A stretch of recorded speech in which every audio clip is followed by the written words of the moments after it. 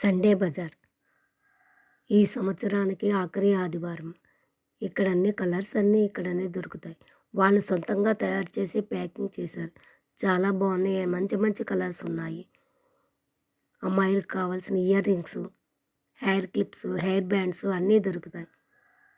ముగ్గులు వేయడానికి మంచి మంచి డిజైన్స్ కూడా ఇక్కడ ఉన్నాయి. సండే మార్కెట్ అసలు ఎక్కడ ఖాళీ లేదు. రోడ్డు అంతా మంచి మంచి గాజులు వచ్చాయి. పండగ దగ్గరలోనే ఉంది కదా, అన్ని ఐటమ్స్ ఇక్కడ దొరుకుతాయి.